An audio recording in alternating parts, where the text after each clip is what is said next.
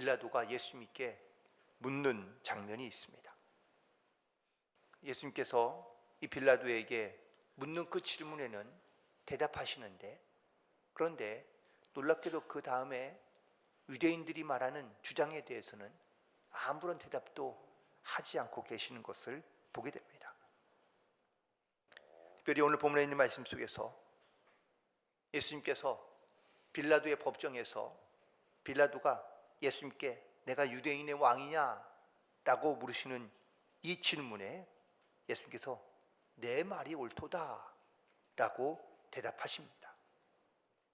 사실 빌라도는 알고 있었습니다. 유대의 종교 지도자들이 예수님을 고발하고 또한 이 예수님이 백성들을 미혹하며 자칭 왕이라고 주장하는데 이것은 국가 반역자에 해당한다고 그들이 주장했기 때문입니다. 그래서 예수님께 물었던 겁니다. 내가 유대인의 왕이냐? 라는 이 질문에는 예수님이 진짜 유대인의 왕으로 알고 있어서 묻는 질문이 아닙니다. 사실 이 질문은 사실 조롱하는 질문입니다. 내가 정말 유대인의 왕이라면, 그렇다면 왜 내가 이렇게 유대인에게 스스로 붙잡혀 왔느냐라는 것이죠.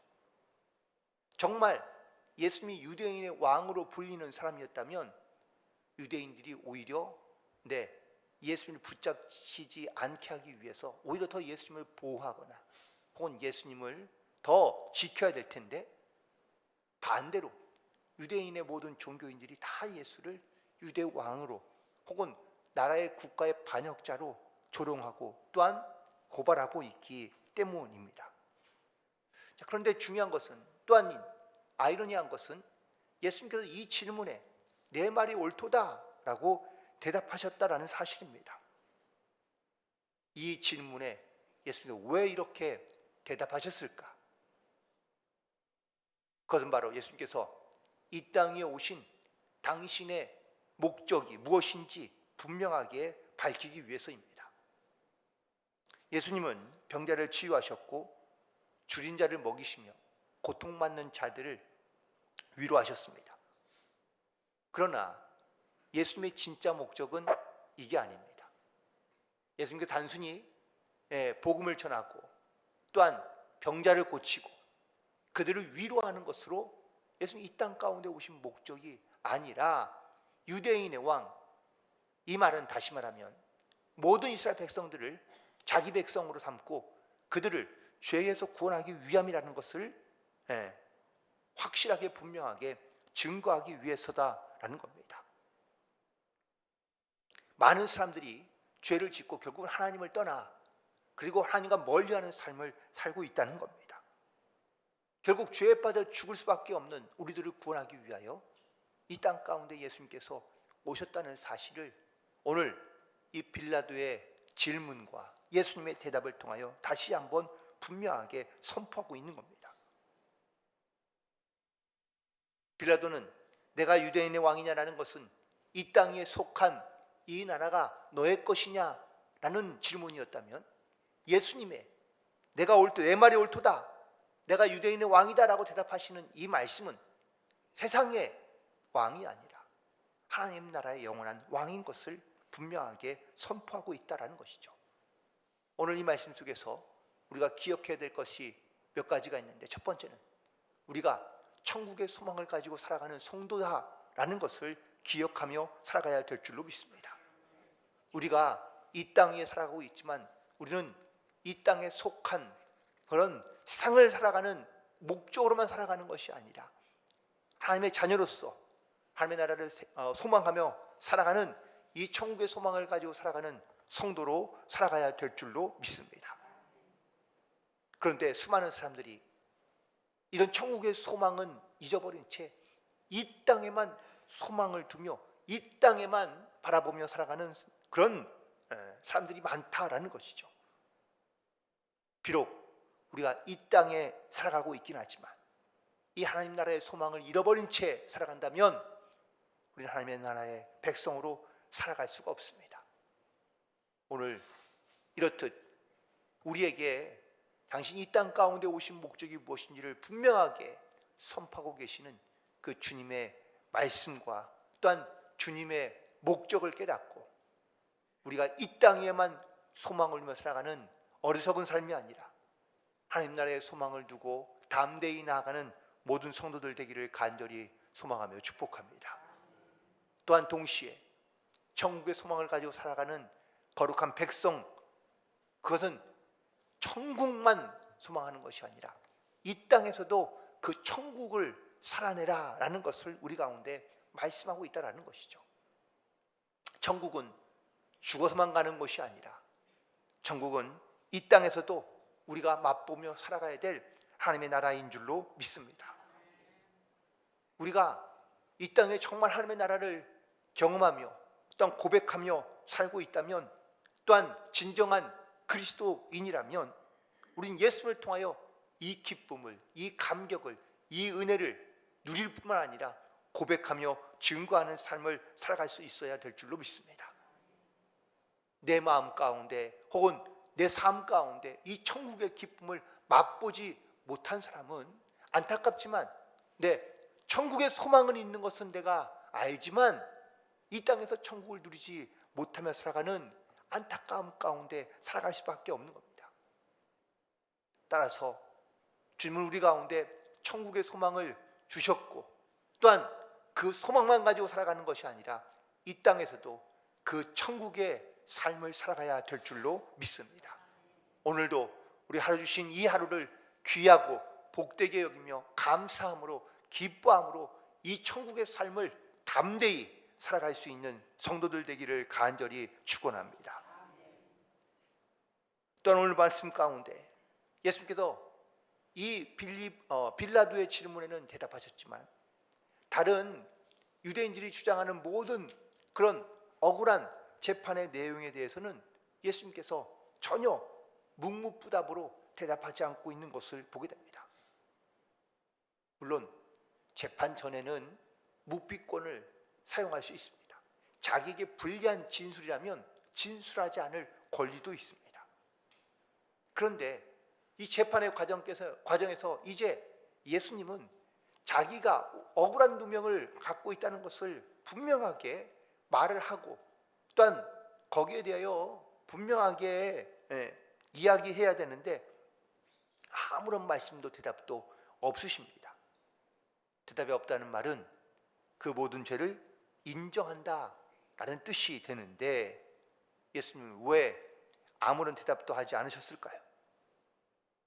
그 첫 번째 이유는 바로 십자가를 지시는 것이 하나님의 뜻이었기 때문입니다. 하나님의 뜻을 이루기 위해서 예수님은 많은 자기를 해하고 죽이려 하는 그 모든 불리한 이야기에 대해서는, 사람들의 주장에 대해서는 아무런 대답도 하지 않고 있는 것을 보게 됩니다.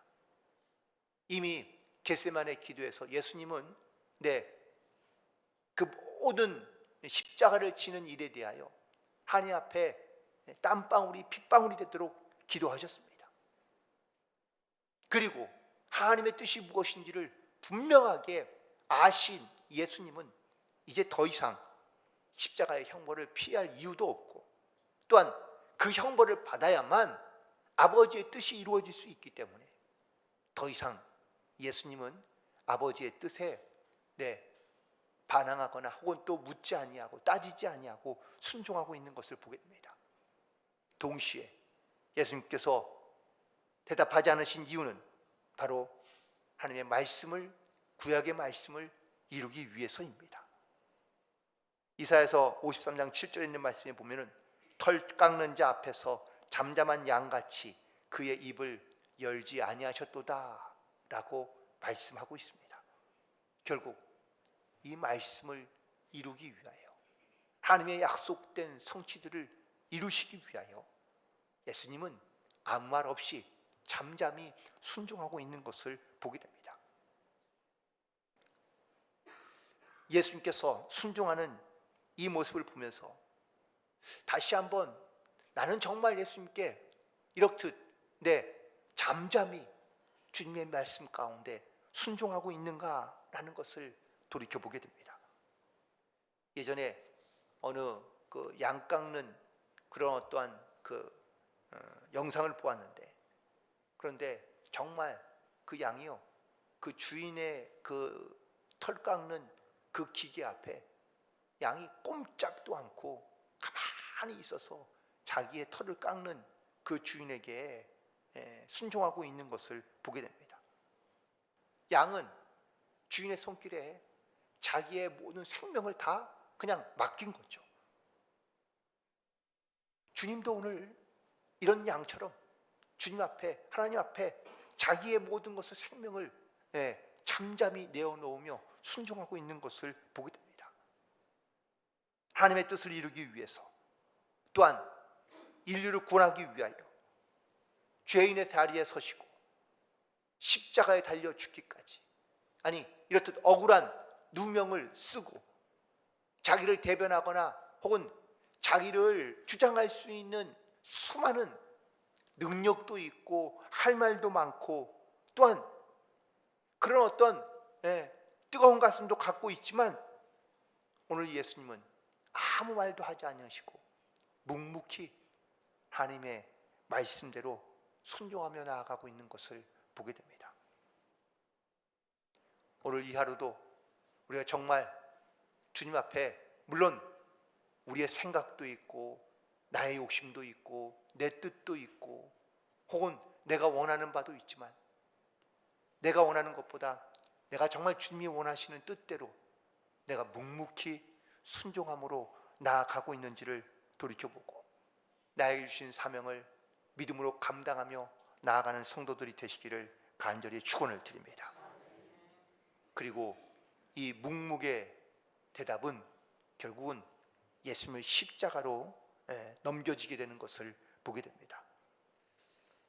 결국 예수님께서 십자가를 지시기까지 특별히 가장 결정적인 역할을 했던 사람이 바로 이 빌라도인데요, 이 빌라도는 예수님께서 죄가 없는 걸 아셨습니다.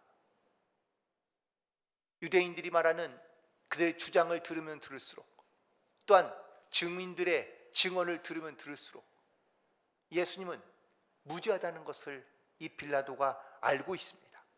그래서 여러 가지 방법으로 성경에 보면 예수님을 놓아주려 했습니다.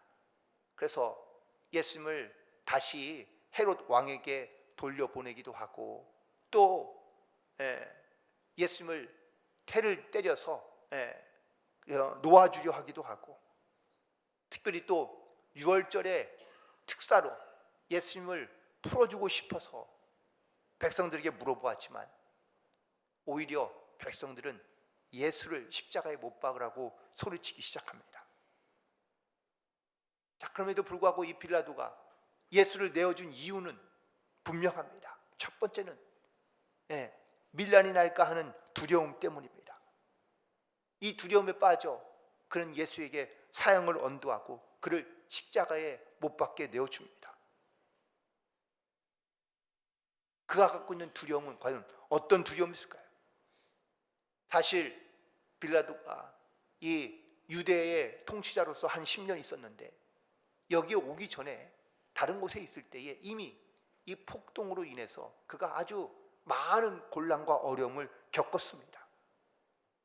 그래서 그는 다시 폭동이 일어난다면 그러면 분명 자기에게 아주 불리한 상황이 이루어질 것을 두려워했기 때문인 것이죠. 이 두려움이 결국 그를, 예수님을, 죄가 없는 예수님을 그냥 폭동을 일으키려 하는 그런 사람들 가운데 그냥 내어줄 수밖에 없었던 이유입니다. 또 다른 이유는 백성들의 폭동에 어떤 밀란의 두려움도 있지만, 더 중요한 그의 마음 가운데 있는 그의 욕심과 욕망 때문입니다. 부와 권력과 명예에 대한 이 욕망이, 그래서 결국 예수님을 십자가에 내어놓게 하신 것이죠. 이 밀란이 일어나게 되면 결국은 그에게는 출세길이 막힙니다. 예수님의 무죄함을 알았지만 자기의 출세와 자기의 명예와 바꿀 만큼 가치 있는 일은 아니기 때문입니다. 그래서 자기의 부와 명예와 그리고 이 출세를 그는 위에서 그는 무슨 일도 할 수 있는 사람이거든요. 양심을 버리거나 죄 없는 사람을 죽이거나 아니면 억울한 사람들을 만들어가는 것은 이 자리에 오기까지 그가 했던 아주 그냥 지극히 자연스러운 일들 중에 하나였던 것이죠. 결국 이 빌라도는 예수님이 누구이냐라는 것이 중요한 것이 아니라 지금 자기의 자리와 명예와 부를 지키는 것이 훨씬 더 중요하고 자기는 그것이 최선의 선택이라고 생각하고 있기 때문이라는 겁니다. 사랑하는 성도 여러분, 오늘 말씀을 묵상하면서 빌라도의 모습이 혹시 나의 모습이지 않는가라는 것을 다시 한번 돌이켜보게 됩니다. 그는 두려움 앞에서, 자기의 이익 앞에서 그는 예수님을 버리고 자기에게 유익한 것을 선택했습니다.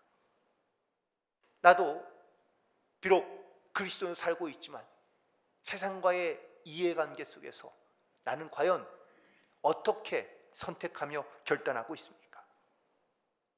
하나님의 말씀과 진리와 세상 것이 대립될 때 우리는 과감히 세상 것을 내려놓고 주님의 진리 앞에서 그리고 그 주님 편에서 나아가고 있습니까? 아니면 나의 이익과 유익과 혹은 나에게 좋은 것을 선택하고 있습니까?